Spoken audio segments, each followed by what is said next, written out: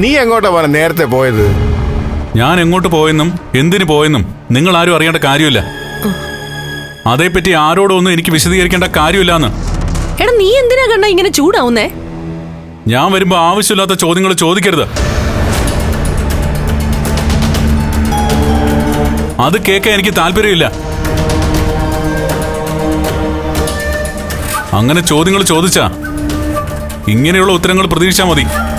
മോളുടെ അച്ഛൻ സമനില തെറ്റി വന്നതിന് ശേഷമാണല്ലോ നിനക്ക് ഈ കുഴപ്പങ്ങളൊക്കെ ഉണ്ടായത്. എടാ അങ്ങേർക്ക് എന്താ നിന്നോട് പറയാനുള്ളതെന്ന് ഇപ്പോഴും മനസ്സിലാവുന്നില്ല. തലയ്ക്ക് വെളിവില്ലാത്തവന് പലതും പലരോടും പറയാനുണ്ടാവും. അതിന്റെ പിന്നാലെ നമ്മൾ എന്തിനാ നടക്കുന്നേ? ഇപ്പൊ അച്ഛൻ പരസ്പര വിരുദ്ധമായിട്ടാ സംസാരിക്കുന്നത്.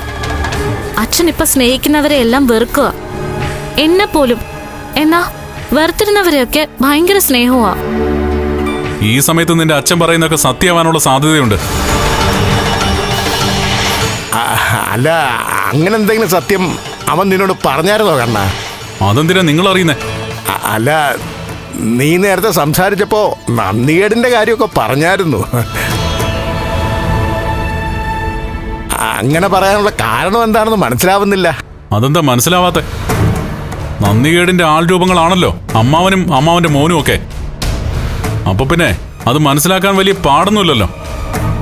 ഇനി കാണിച്ച നന്ദികേട് ഓരോന്നായിട്ട് ഞാൻ പറഞ്ഞു തരണോ? എല്ലാരെയും മനസ്സിലാക്കിയിട്ടാ ജീവിക്കുന്നത്, അല്ലാതെ മണ്ടനായിട്ടല്ല.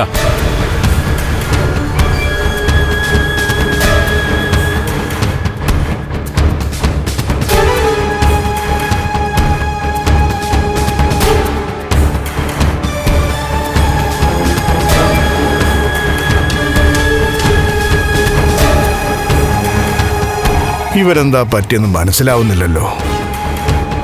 അവന്റെ ദേഹത്തു ഇനി അവന്റെ അച്ഛന്റെ ആത്മാവ് കേറിക്കാണോ? അല്ല, അല്ലെങ്കിൽ പെട്ടെന്ന് ഇങ്ങനെ ഒരു മാറ്റം ഉണ്ടാവില്ലല്ലോ. ഞാൻ പറഞ്ഞത് വെറുതെ അല്ല ഏട്ടാ. മോളുടെ അച്ഛൻ ഇവിടെ വന്നപ്പോഴേ മോളുടെ അച്ഛന്റെ ശരീരത്തിലായിരുന്നല്ലോ വിശ്വേട്ടൻ ഉണ്ടായിരുന്നത്. അത് ചിലപ്പോ ചാടി ഇവന്റെ ദേഹത്ത് കേറിക്കാണും. അതുകൊണ്ടായിരിക്കും ഇവനെ കാണണമെന്നും പറഞ്ഞുകൊണ്ട് അങ്ങനെ വാശി പിടിച്ചോണ്ടിരുന്നത്. ആ, ഏതായാലും ഞാൻ ഏട്ടനൊരു ചായ എടുക്കാം.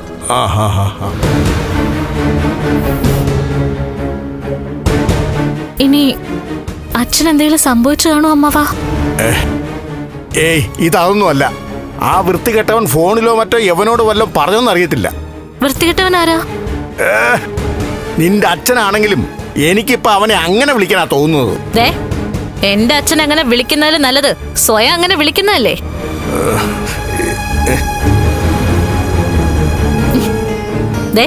എന്റെ അച്ഛനെ കൊണ്ട് വേണ്ടാത്ത പണിയൊക്കെ ചെയ്യിപ്പിച്ചിട്ട് ഇപ്പൊ അച്ഛൻ വൃത്തികെട്ടവനായി. ഒന്നും മനഃപൂർവ്വം അല്ലല്ലോ ഇങ്ങനെയൊക്കെ നടക്കുന്നത്. എന്റെ അമ്മായി അച്ഛൻ അച്ഛന്റെ ദേഹത്ത് കയറിയുണ്ടല്ലേ. നിന്റെ അച്ഛനും കൊള്ളാം, നിന്റെ അമ്മായി അച്ഛനും കൊള്ളാം. ഒരുത്തൻ ജീവിച്ചിരുന്നോണ്ട് മറ്റുള്ളവരെ ശല്യം ചെയ്യുന്നു, മറ്റവൻ മരിച്ചിട്ട് ശല്യം ചെയ്യുന്നു. എന്റെ മോളെ, അവനെന്തോ അറിഞ്ഞെന്നാണ് എന്റെ വിശ്വാസം. അങ്ങനെ അറിഞ്ഞിട്ടുണ്ടെങ്കിൽ ഞങ്ങളെക്കാളും പരിക്ക് പറ്റാൻ പോകുന്നതേ അമ്മാവനാ. അവൻ എന്തെങ്കിലും അറിഞ്ഞിട്ടുണ്ടെങ്കിൽ ഇനി മാസാമാസം കിട്ടുന്ന ശമ്പളം ശോഹയാ. അവനിപ്പോ എന്റെ മേഘന്റെ അക്കൗണ്ടിലേക്ക് പണം ഇടുന്നുണ്ട്. അത് നിലച്ചു കഴിഞ്ഞാൽ അവിടം കൊണ്ട് എല്ലാം തീരും. ഭഗവാനെ, അവനെല്ലാം അറിഞ്ഞ് കാണല്ലേ.